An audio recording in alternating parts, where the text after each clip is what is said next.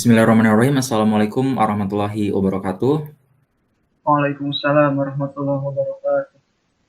Rabbi shrah li sadri wa yassir li amri wahlul 'uqdatam min lisani yafqahu qawli. Ya Fatu ya Alim.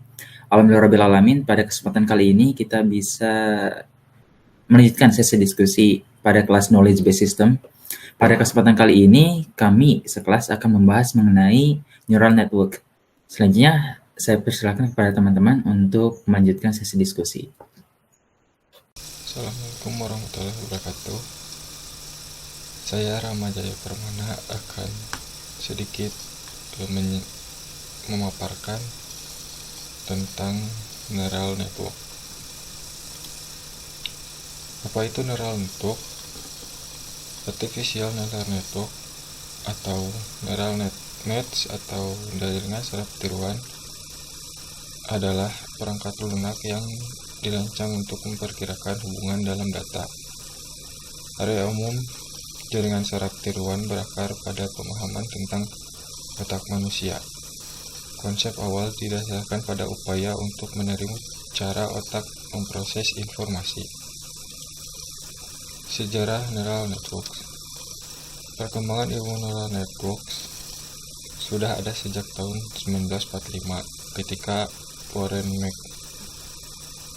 McCulloch dan Walter Pitt memperkenalkan perhitungan model neural network yang pertama kalinya. Mereka melakukan kombinasi beberapa processing unit sederhana bersama-sama yang mampu meningkatkan secara keseluruhan pada kekuatan komputasi.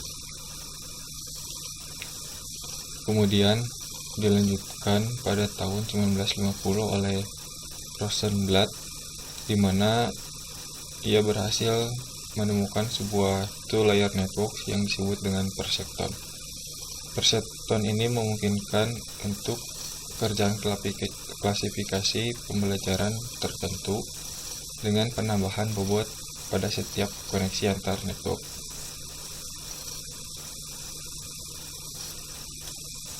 Keberhasilan perseptron dalam klasifikasi pola tertentu ini tidak sepenuhnya sempurna, masih ditemukan juga beberapa keterbatasan di dalamnya. Perseptron ini tidak mampu untuk menyelesaikan permasalahan XOR atau exclusive OR. Penilaian terhadap keterbatasan neural network ini membuat penelitian di bidang ini sempat mati kurang lebih selama 15 tahun. Namun demikian, perseptron berhasil menjadi sebuah dasar untuk penelitian selanjutnya di bidang neural network.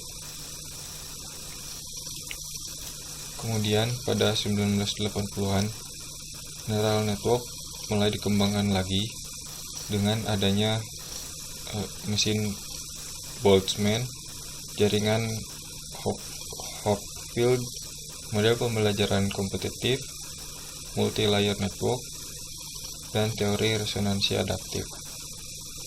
Hingga sekarang sudah banyak model-model baru dalam neural network yang biasa digunakan antara lain convolutional neural network, lalu ada random forest, ada support vector machine, lalu ada back propagation, dan lain-lain.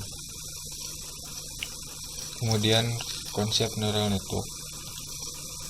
Konsep neural network dimulai dari otak manusia, di mana otak memuat sekitar 10⁻11 neuron. Neuron ini berfungsi memproses setiap informasi yang masuk. Satu neuron memiliki satu akson dan minimal satu dendrit. Setiap sel saraf pendukung dengan saraf yang lain. Jumlahnya mencapai sekitar 10⁻4 sinapsis, di mana fungsi dari dendrit sendiri ini yaitu untuk mengirimkan impuls yang diterima ke badan sel saraf. Fungsi dari akson untuk mengirimkan impuls dari badan sel ke jaringan lain. Sinapsis berfungsi sebagai unit fungsional di antara dua sel saraf. Kemudian struktur neural network, di mana konsep dasar pembangunan neural network buatan ini terbentuk.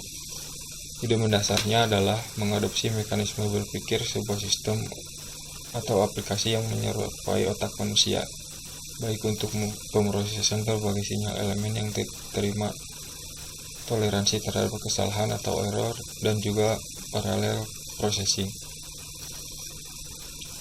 Ini merupakan struktur dasar dari neural network yang terdiri dari input lain, kemudian akan diberikan bobot, lalu ada fungsi aktivasi, dan mengeluarkan sebuah output untuk diteruskan ke jaringan lain. Karakteristik dari ANN dilihat dari pola hubungan antara neuron, metode penentuan bobot dari tiap koneksi, dan fungsi aktivasinya. Input berfungsi seperti dendrit, kemudian output berfungsi seperti akson, fungsi aktivasi berfungsi seperti sinapsis. Proses pada ANN dimulai dari input yang diterima oleh neuron beserta dengan nilai bobot dari tiap-tiap input yang ada. Setelah masuk ke dalam neuron, nilai input yang ada akan dijumlahkan oleh suatu fungsi perambatan summing function yang bisa dilihat seperti pada lambang sigma. Hasil penjumlahan akan diproses oleh fungsi aktivasi setiap neuron. Di sini akan dibandingkan hasil penjumlahan dengan threshold atau nilai ambang tertentu. Jika melebihi threshold, maka aktivasi neuron akan dibatalkan. Sebaliknya, jika masih di bawah nilai threshold, neuron akan diaktifkan. Setelah aktif, neuron akan mengirimkan nilai output melalui bobot-bobot outputnya ke semua neuron yang berhubungan dengannya. Proses ini akan terus berulang pada input-input selanjutnya.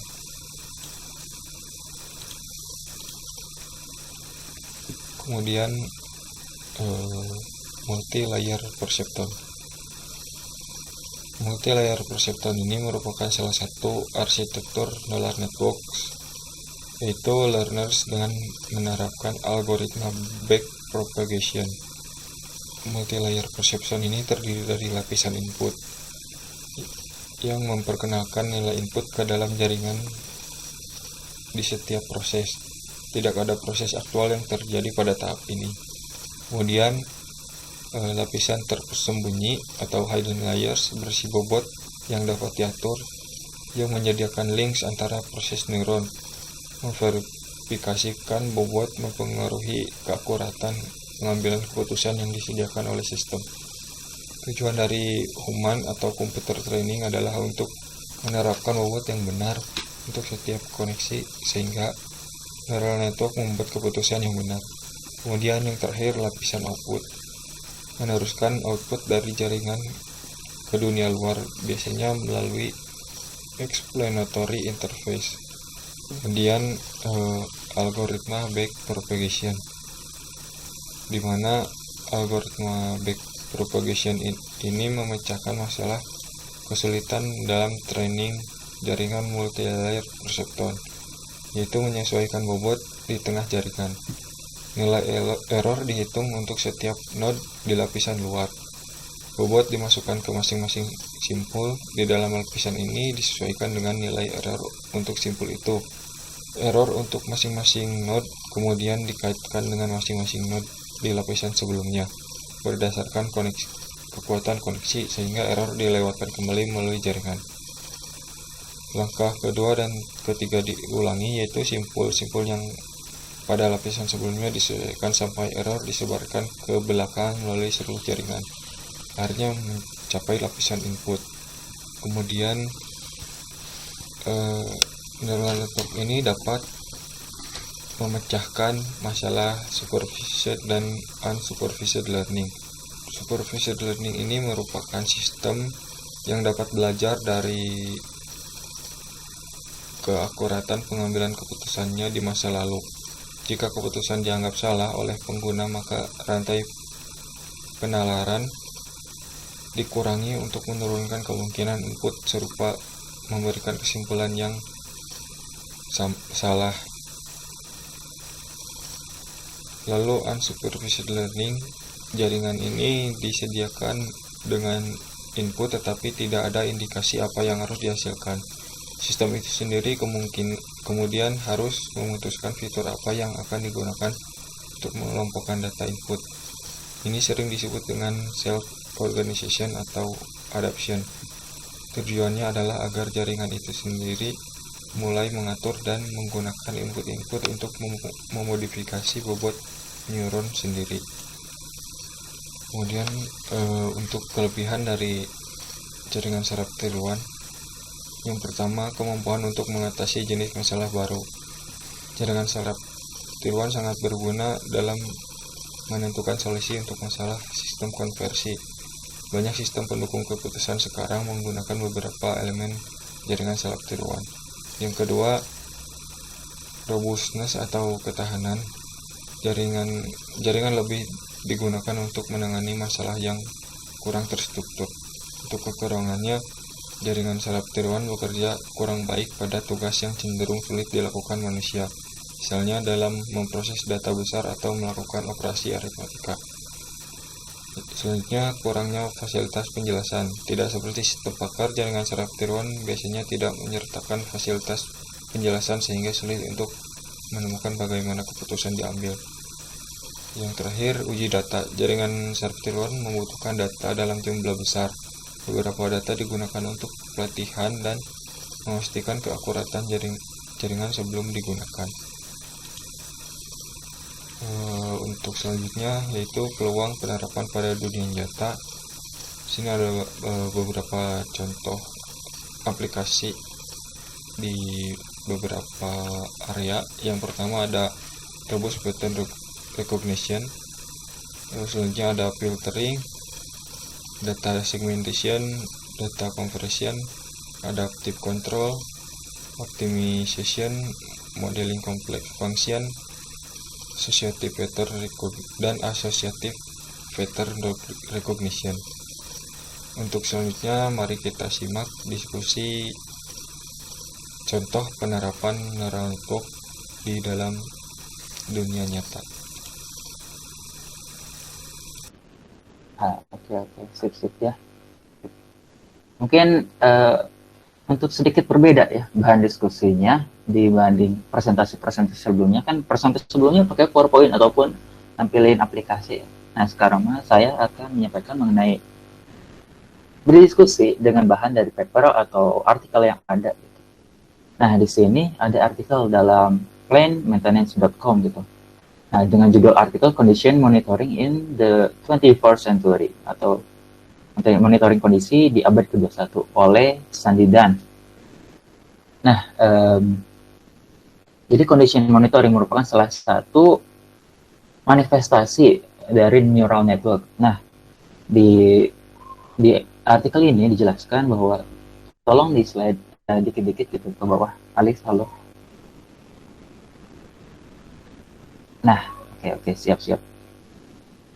Jadi di sini dijelasin mengenai peluang, tren, dan implikasi mengenai condition monitoring. Nah, sebelumnya kita harus nyamain persepsi terlebih dahulu gitu. Condition monitoring itu apa sih? Nah, di sana di artikel ini dimulai dengan before we start, we should ensure that we all have the same understanding of the condition monitoring gitu.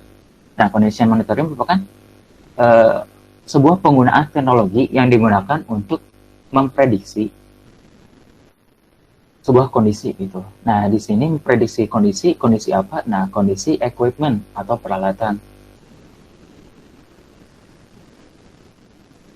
Nah, sebenarnya si penulis di sini itu sebenarnya ketakutan gitu. Pertama, ketakutan akan dua hal. Yang pertama itu ketakutan akan prediksi masa depan dari artikel ini. Nah, dia tuh ketakutan bahwa dia tidak memiliki kompetensi yang lebih tinggi daripada expert yang lain, tapi dia beranikan diri untuk menyampaikan hal ini gitu. Nah, ketakutannya di sana. Yang kedua itu ketakutannya terhadap judulnya Condition Monitoring di abad 21. Nah, ketakutan dia itu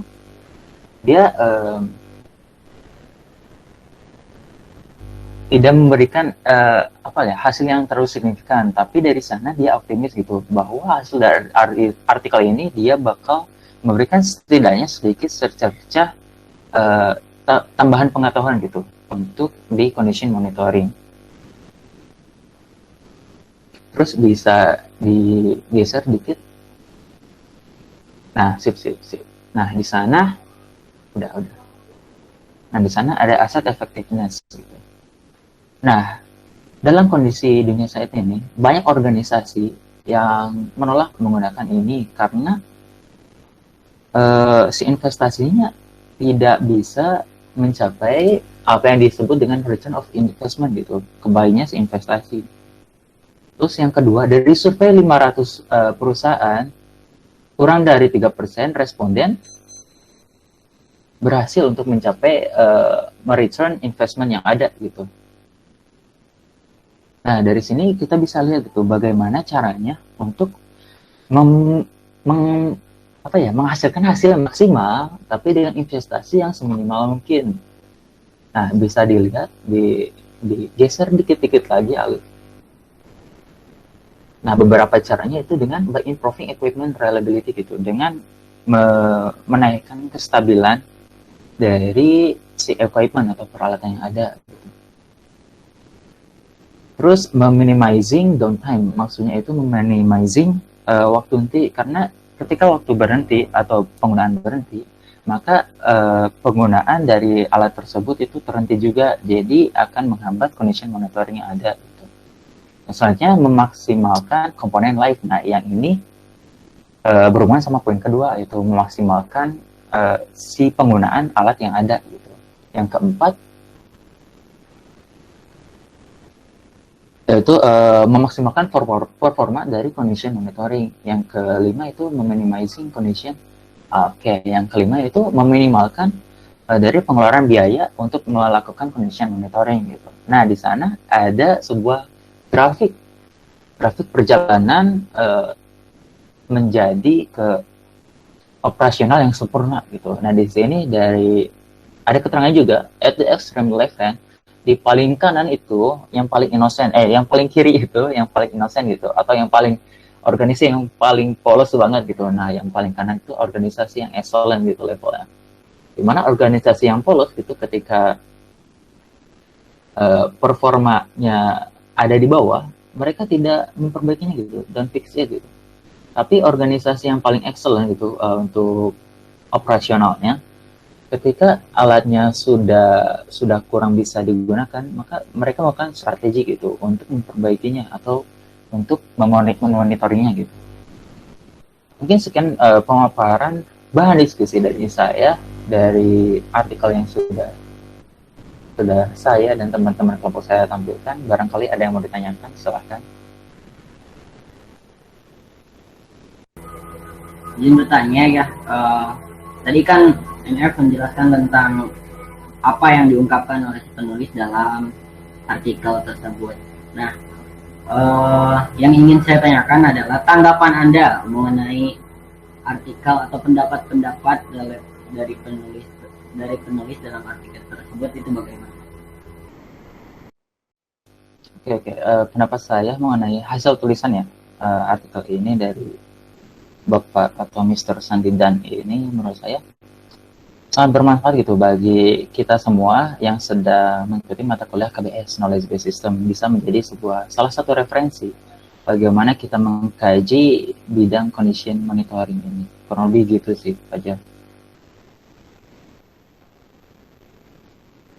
Karena kan ya dari beliau juga udah disampaikan gitu di artikelnya bahwa beliau memiliki dua ketakutan. Yang pertama ketakutan entah itu dari ada orang yang di luar sana gitu di dunia ini yang memiliki knowledge atau pengetahuan yang lebih besar daripada dia dalam menyampaikan condition monitoring, tapi dia optimis gitu untuk menyampaikan opini pribadinya, hasil dari data yang dia ketahui gitu untuk menyampaikan materi tersebut di sebuah artikel gitu sih, Jar.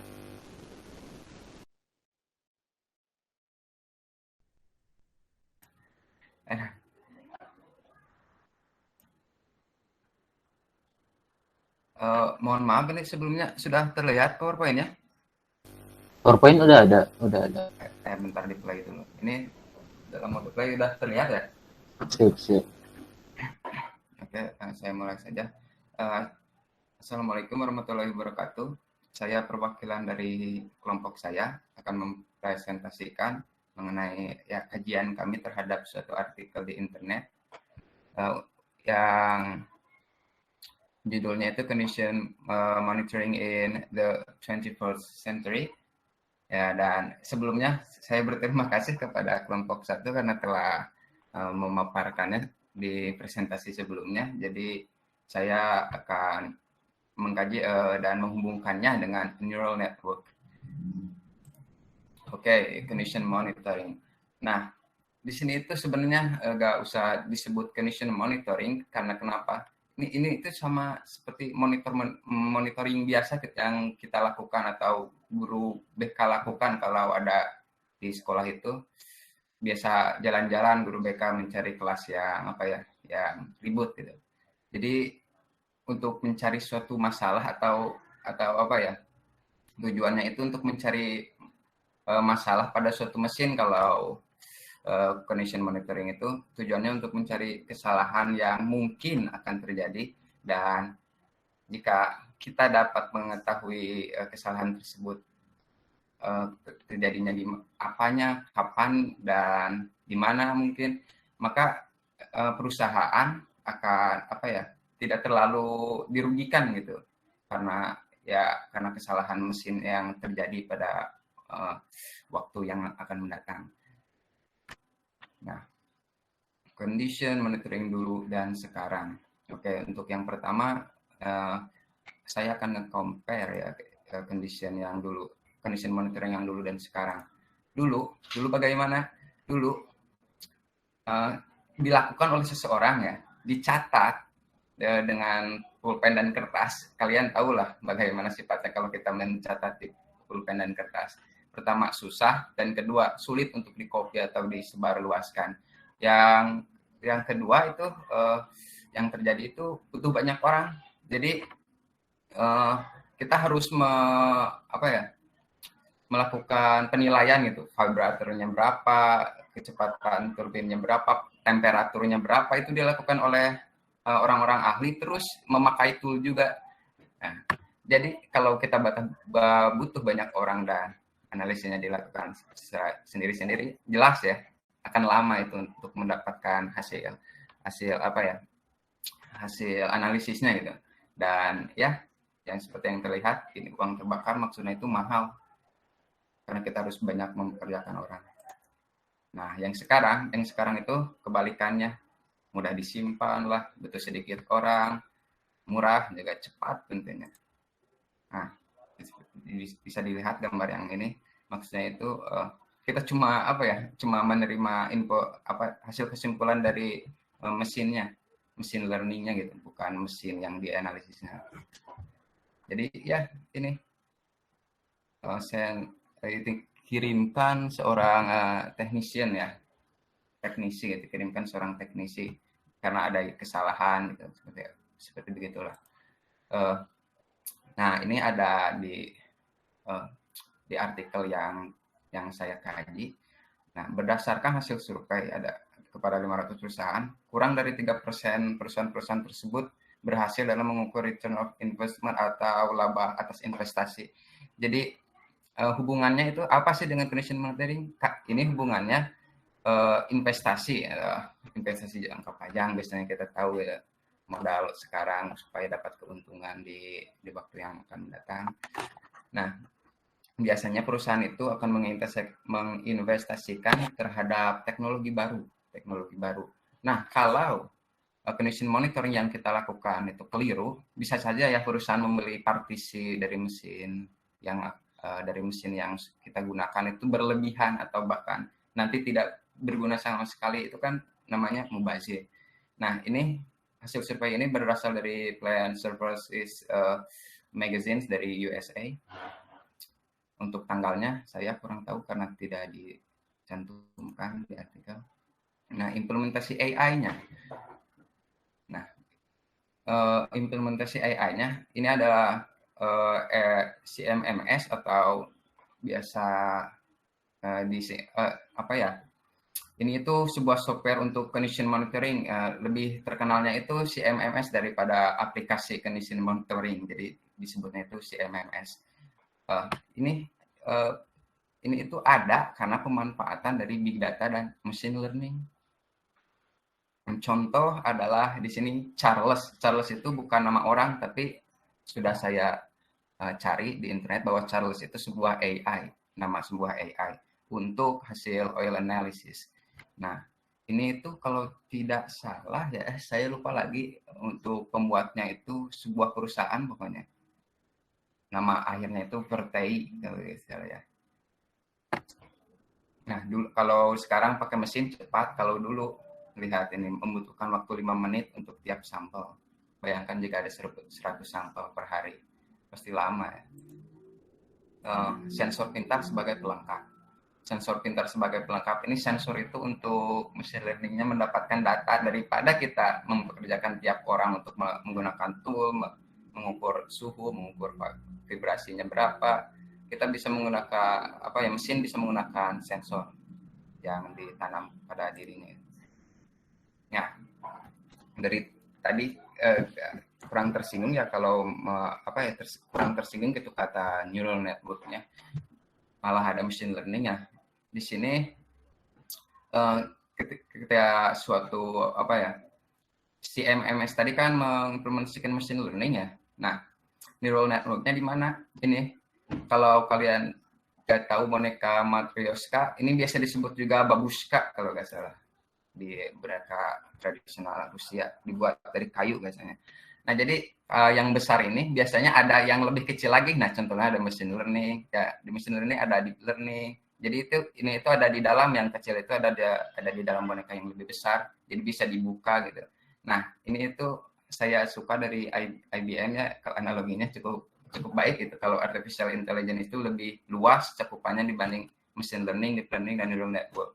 Dan machine learning juga sama lebih luas dari deep learning dan neural network. Jadi kalau kita mengimplementasikan machine learning, maka otomatis kita mengimplementasikan neural network-nya juga. Jadi ya seperti itu. Sumbernya sudah saya terangkan di sini tertera. Nah, ini adalah dari hasil rangkuman saya dari artikel yang saya baca tersebut. Untuk sekarang mungkin cukup sekian saja ya. Mungkin dari rekan-rekan teman-teman ada yang ingin bertanya atau memberikan saran atau sebagainya. Mohon maaf, waktu dan tempat saya persilakan kembali kepada moderator.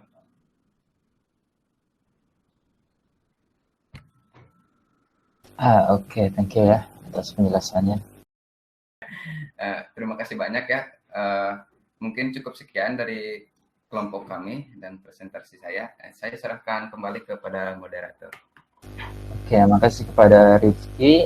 Lebih luasnya itu kepada kelompok 2 yang udah nyampein materinya, hasil kajian dari artikel yang disampaikan. Nah, selanjutnya kan ke kelompok 3.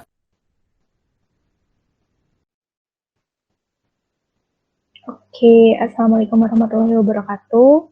Perkenalkan, nama saya Desti Mustika Ramadan sebagai perwakilan dari kelompok 3 yang akan membahas mengenai condition monitoring. Sebelumnya, Nur Fajar boleh di-share screen terlebih dahulu PowerPoint. Nah, jadi di sini kita membahas dulu apa itu neural network gitu. Nah, jadi neural network itu yaitu bisa dikatakan sebagai jaringan pemrosesan informasi yang didesain dengan meniru cara kerja otak manusia dalam menyelesaikan suatu masalah dengan melakukan proses belajar melalui perubahan bobot sinapsisnya. Next. Nah, di sini kami mengkaji condition monitoring dari link kedua dalam PPT pertemuan ketiga SBP gitu ya. Dapat dilihat linknya. Oke, next. Nah, jadi dalam artikel tersebut itu membahas mengenai apa itu condition monitoring gitu. Nah, secara umum condition monitoring itu dapat dikatakan suatu kegiatan pemeriksaan suatu peralatan secara periodik dengan tujuan agar peralatan dalam kondisi sehat, sehingga peralatan dapat bekerja sesuai dengan fungsinya. Nah, sedangkan menurut artikel yang monitoring atau CBM atau Conditional Based Monitoring, yaitu suatu bentuk pemeliharaan prediktif yang efektif untuk mengisi area spesifik pabrik serta peralatannya. Nah, hal ini dapat dilakukan secara otomatis dengan menggunakan instrumentasi seperti analisis getaran mesin, kemudian peralatan pencitraan atau thermal imaging, atau bisa dilakukan juga secara manual. Next.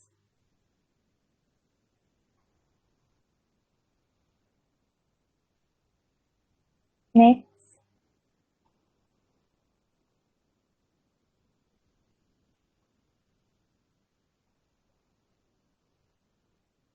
Kau lewat satu slide kayaknya.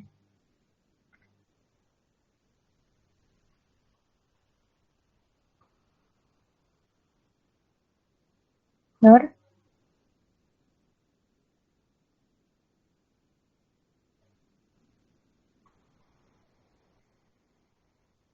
Itu sekarang bagian Jadi B. langsung aja ya. Nah, terus juga di itu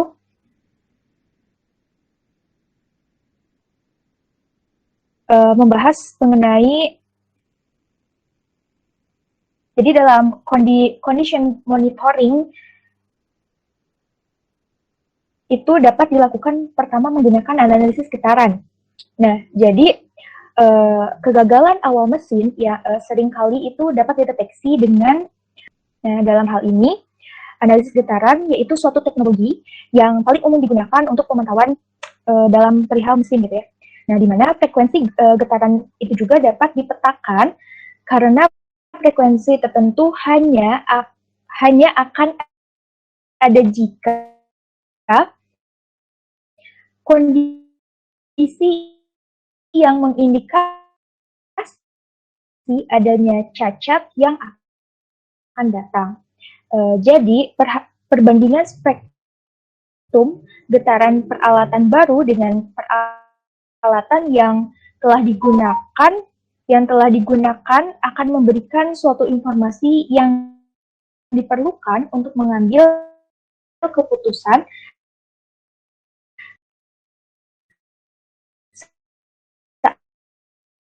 saat intervensi pemeliharaan diperlukan.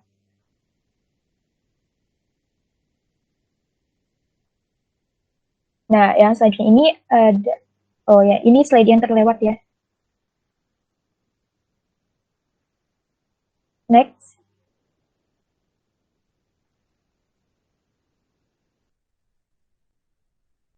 Nah, yang kedua di sini artikel tersebut itu membahas tentang condition monitoring menggunakan infrared atau termografi atau thermal imaging.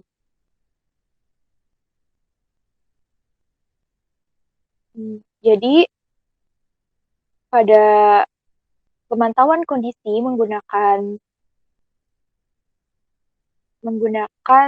termografi infrared ini yaitu menyediakan cara yang dikatakan cepat dan aman untuk mendeteksi masalah dalam berbagai situasi.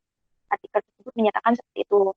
Nah, kemudian kamera infrared yang modern saat ini itu dapat digunakan untuk mendeteksi peningkatan suhu yang menunjukkan potensi masalah. Nah, ya kemudian juga hal ini gitu termasuk dalam peningkatan suhu kontak listrik atau isolasi. Next, selanjutnya. Nah, yang selanjutnya dalam artikel tersebut itu membahas mengenai condition monitoring menggunakan laser placement of shaft in rotating equipment. Jadi, dalam artikel tersebut itu membahas mengenai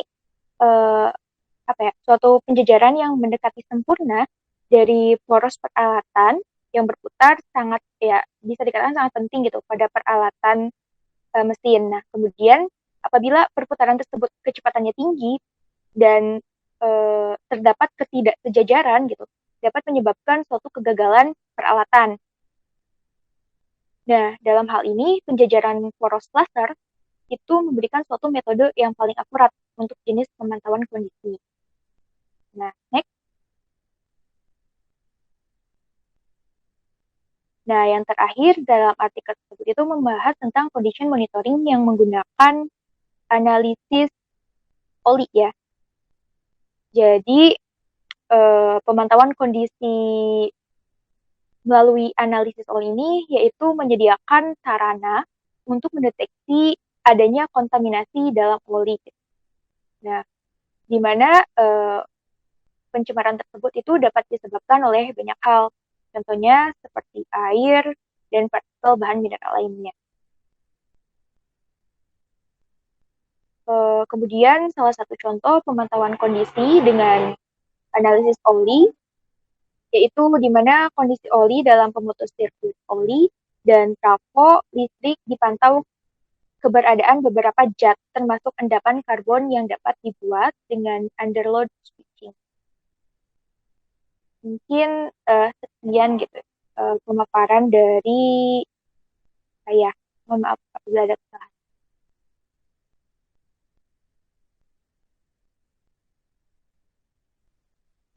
Mungkin untuk dari kelompok 3 ya, untuk kajian tentang neural network itu mohon maaf gitu, soalnya ini kendala koneksi jadi tidak terlalu jelas gitu dalam menjelaskannya. Jadi mungkin banyak mohon maaf deh buat teman-teman. Itu aja sih. Oke, dimaafkan. Terima kasih kepada kelompok 3 ya yang udah memaparin hasil kajian dari artikelnya. Nah, sekarang dilanjut ke kelompok 4. NF sebelumnya mohon maaf, boleh minta share screen itu yang link yang di chat. Nah, iya jadi sebelumnya kami mohon maaf dari kelompok 4 dikarenakan ada kendala mati lampu, jadi laptop mati lampu di tempat Ilyas. Jadi laptopnya tidak bisa digunakan untuk share screen. Nah, dan PPT-nya tidak ada. Jadi karena itu kami langsung ke ininya aja, linknya saja gitu. Oke, langsung di sini kami mengambil link yang pertama yaitu maintenance mode dan ada artikel yang ini yaitu how to improve your VM program in 10 step atau cara meningkatkan program pemeliharaan preventif dalam 10 langkah. Nah, dalam program ini itu memberikan solusi yang dapat diandalkan untuk meningkatkan keandalan dalam jangka pendek saja gitu. Nah, yang mana langsung saja ke step pertama. Step pertama yaitu create an optimization team atau membuat tim. Jadi step pertama untuk dalam 10 langkah ini yaitu membuat tim, yang mana alangkah baiknya memilih 3 atau 4 rekan tim untuk memimpin proyek. Rekan satu tim ini harus berasal dari pemeliharaan dan operasi, sehingga perbaikan yang dilakukan untuk menguntungkan bisnis secara keseluruhan, bukan hanya indikator kinerja utama dari satu departemen. Begitu. Untuk step kedua yaitu kategoris equipment atau mengkategorikan peralatan gitu. Nah, kategori peralatan di sini yaitu dikategorikan berdasarkan kritis, sangat penting, dan penting. Dan yang tadi kenapa melibatkan orang-orang dari bagian pemeliharaan dan operasi? Karena untuk menghasilkan pemahaman yang lebih objektif tentang peralatan mana yang harus diprioritaskan. Untuk step ketiga yaitu select a critical asset atau memilih aset mana yang lebih kritis gitu. Dalam step ini tim harus memilih satu aset penting untuk memulai. Nah, yang mana nantinya itu tim itu fokus dalam pengoptimalan program aset tunggal ini. Nah, yang mana kemudian tim itu bisa didistribusikan untuk mengoptimalkan program PM untuk berbagai aset secara bersamaan. Setelah aset kritis ini dipilih, kemudian jalankan laporan di sistem manajemen pemeliharaan terkomputerisasi atau CMMS jika ada. Nah, untuk step selanjutnya yaitu identify the failure mode atau mengidentifikasi mode kegagalannya. Nah, bagaimana? Nah, di sini tuh kita harus memahami bagaimana aset gagal. Sebagai permulaan, ada baiknya mengelompokkan aset ke dalam salah satu dari dua kategori kegagalan, yaitu terkait usia atau tidak terkait usia. Nah, selanjutnya step kelima yaitu determine type, pokoknya yaitu artinya mengkategorikan tipe tugas. Nah, yang mana juga menetapkan label untuk tugas yang berbeda. Nah, di sini juga disebutkan ada beberapa label berbeda yang dapat digunakan, yaitu seperti inspeksi peralatan untuk tugas sesuai kondisi, inspeksi untuk kegagalan tersembunyi, tugas restorasi atau perbaikan, buang tugas untuk peralatan dengan umur aman atau batas umur ekonomis. Nah, setelah menentukan jenis tugas sesuai dengan mode kegagalan yang ditetapkan, nah, terkait usia tugas, misalnya jika aset memiliki mode kegagalan yang tidak terkait usia, tugas pemulihan seharusnya tidak ada. Untuk step selanjutnya yaitu review task in the CMMS atau mereview tugas di CMMS. Nah, jika ini itu berguna untuk melakukan pemeliharaan, jadi tim pengoptimalan perlu memverifikasi bahwa setiap PM secara akurat dirinci dalam sistem. Selain itu juga, jika Anda menetapkan perkiraan waktu untuk penyelesaian tugas di CMMS, pastikan cukup waktu yang dialokasikan bagi teknisi untuk melakukan pekerjaan yang berkualitas. Ini membantu perencana dan penjadwal dengan pekerjaan mereka juga.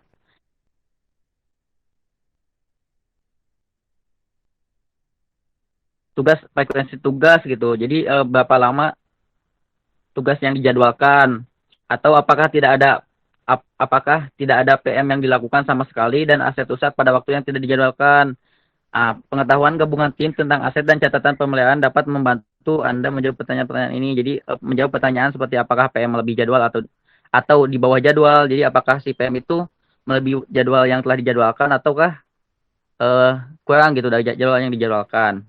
Di sini step selanjutnya yaitu perform check on other equipment.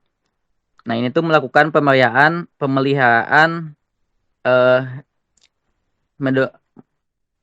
dengan yang lain gitu. Jadi identifikasi mode kegagalan, tentukan jenis PM yang dilakukan, tinjau tugas di CMMS, dan tinjau frekuensi tugas tersebut sambil membuat perbaikan yang diperlukan. Jadi selain mengidentifikasi mode kegagalan, juga membuat pembaruan yang diperlukan untuk hal tersebut. Nah, yang selanjutnya yaitu set a goal atau memastikan tujuan. Jadi tujuan itu harus ditetapkan, misalnya pertahankan tim bertanggung jawab untuk meninjau sejumlah aset dan PM per minggu. Di akhir minggu kemudian tim membuat laporan untuk kemudian ditinjau, seperti itu.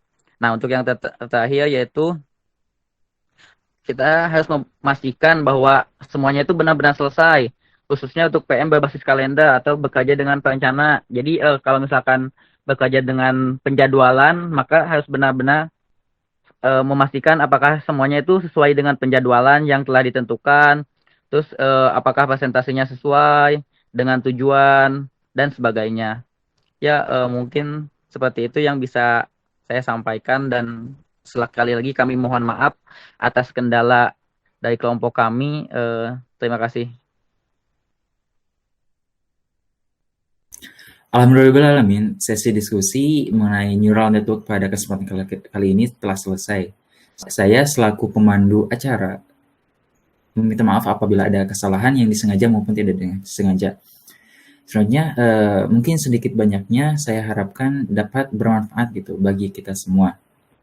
Terima kasih kepada semuanya telah mengikuti jalannya diskusi kali ini. Wabillahi taufiq wal hidayah. Wassalamualaikum warahmatullahi wabarakatuh.